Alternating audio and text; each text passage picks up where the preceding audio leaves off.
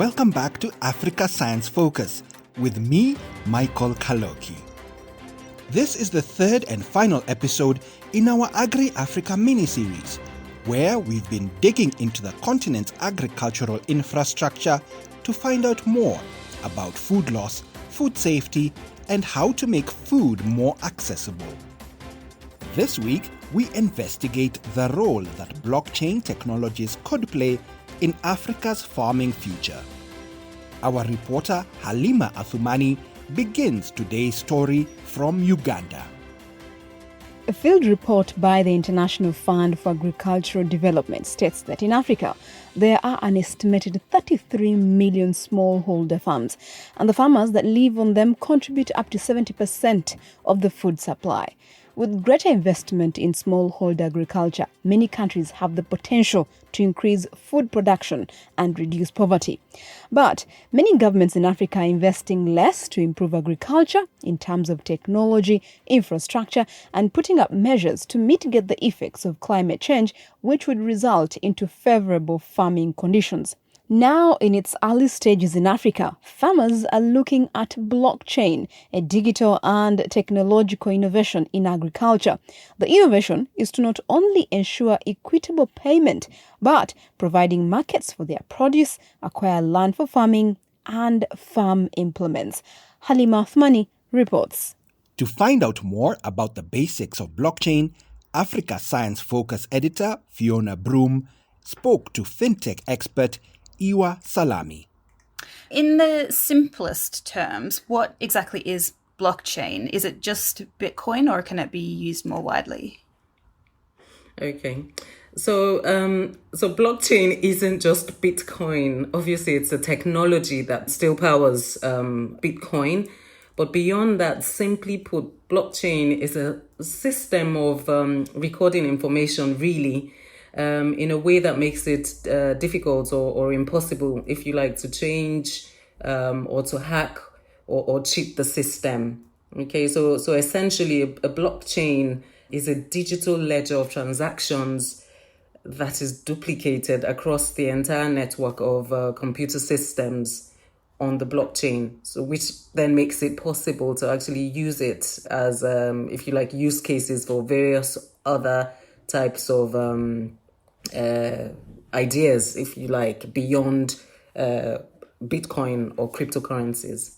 So a lot of people are familiar with cryptocurrencies and Bitcoin, but can it be also used in the application of, for example, rights for land ownership, that sort of thing? Yes, of course. So in countries, for example, where there's been issues or where it's been problematic to register land, which a lot of times manifests itself in a situation where you have people who own land, and then you can find that actually somebody who's bought a land from somebody else, and then it transpires that, well, basically what you have is the confusion around actually who owns the land. One of the things that the blockchain can be used to achieve is to serve as that database, if you like, that ensures that we have accurate representation of the history that surrounds a particular land, for example, and that history as to the ownership of a particular land can be tracked or traced on a blockchain. And again, it's as a result of the characteristics of a blockchain that I mentioned earlier, which is basically that it's a digital ledger of transactions, that is distributed really across a network of computers. And in this case, of course, it will be governments that would want to be able to manage this system in order to ensure that actually accurate ownership of land is recorded on their systems. And so that way, it serves as a very useful use case for efficient, if you like, land ownership systems or land registration systems. So, how can blockchain boost agriculture in Africa? Halima catches up with Kemi Afun-Ogidon, a principal agribusiness officer for the African Development Bank Group's Digital Agriculture Program. The biggest advantage of blockchain solutions is that they provide transparency and verifiability for transactions, which require a lot of trust and visibility. So if we talk about traceability and verification abilities of blockchain to the mobile money industry, then we can vastly expand what a farmer can do with something as basic as a feature phone. Self-executing smart contracts together with automated payments can be a game changer. And that's really the opportunity here that blockchain offers. So smallholders can, from using mobile money to being able to, and transmitting, money for small transactions, to being able to use mobile money, buy and use other services. So crop insurance, land registries, fertilizer subsidies, and so on. And when there's immutable evidence that the farmer exists in a digital world, then there is a means to offer trust and exchange that trust for value and service. And this is really the opportunity that blockchain offers in African agriculture. With about half of Sub-Saharan Africans subscribed to a mobile phone service, tech observers say farmers should soon be able to harness blockchain.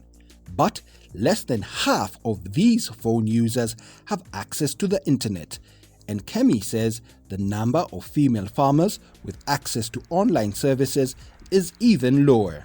We know in Africa that 50 to 60% of the agriculture actors are female, but only 25% of women farmers have used some sort of digital technology. So that shows that while digital solutions are being rolled out, even though you have more women in the agriculture space, you have less of them being engaged with these solutions.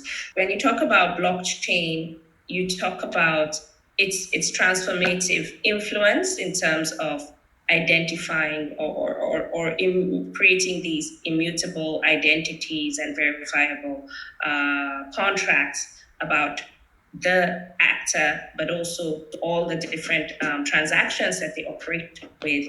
And for us, it's really an opportunity to be able to address this growing gender digital divide, because once you build that identity of the female ag actor, you're making sure that every transaction that is around her, and this can even be extrapolated beyond agriculture, it can be extrapolated to other social areas. So education, the fact that she's able to pay for children's school fees or health, access medical care, maternal care, which is really crucial. So all of those things are where we see value for not just blockchain, but driving access to digital technologies in the agriculture sector. How do you think blockchain will impact the livelihoods of especially the smallholder farmers? Yeah, like you've just mentioned, smallholder farmers are often rural, often remote, and often low income. And many times also they have low literacy rates as well as low digital literacy rates. So giving them access to technologies and helping them using a tech like blockchain can really help us start to build the KYC of who a farmer is and what kind of natural resource assets he works with. KYC being? Okay. Know your farmer. Okay. So it's KYC is a term used in the financial sector as know your customer. Okay. So this is where you build the profile of who the borrower is, for example, the financial sector, and we can apply the same to the agriculture sector. So know your farmer. And build a digital identity for him that can be verified without paper records and can be made, easily portable or instantly verifiable. I'll give you an example. In Malawi and Kenya, there's a company called Farmshine, and they're using blockchain to provide bundled services that to facilitate trade between farmers, buyers, service providers, while providing information to the farmers as well. And they use blockchain to link the farmers' performance to digital identities that then allows buyers to assess the reliability of the farmer's supply. And that way there is a consistent buy and sell between the consumers and the farmers.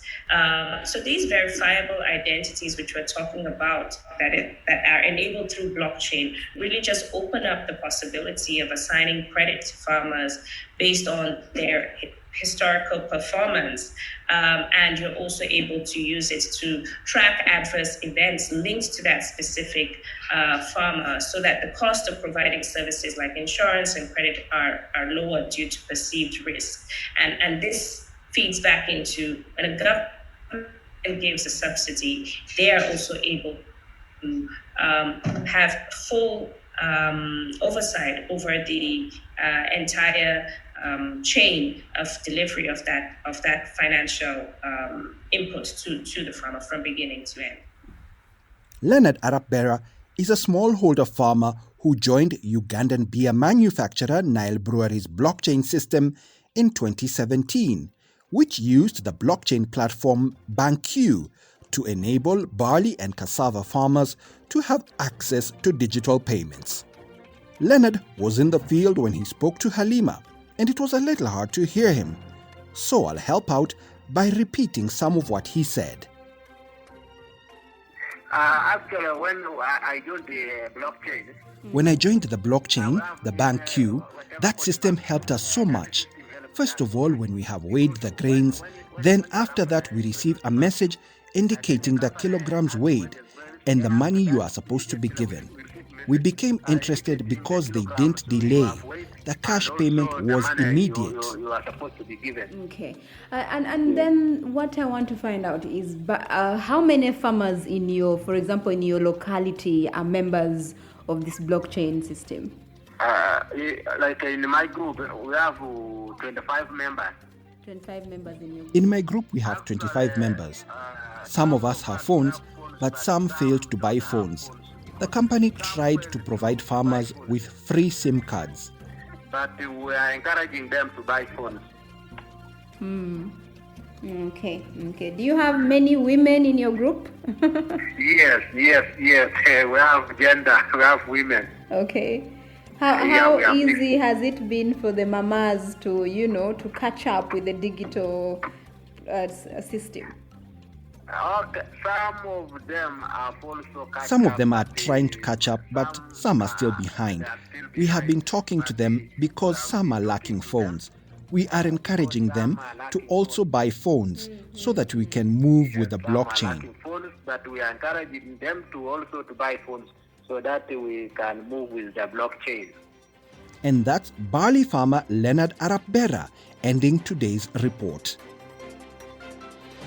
You can catch up on the whole AgriAfrica mini-series and more episodes from Africa Science Focus on your favorite podcast app. Don't forget to subscribe and leave a review.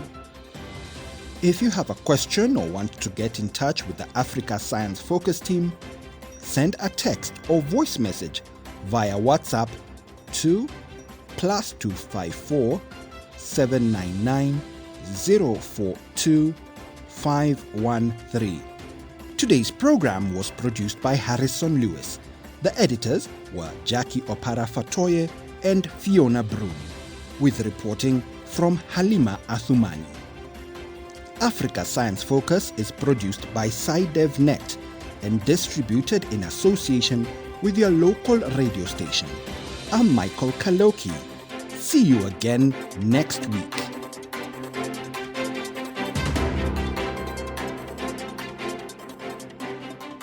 This program was funded by the European Journalism Centre through the European Development Journalism Grant Programme with support from the Bill and Melinda Gates Foundation.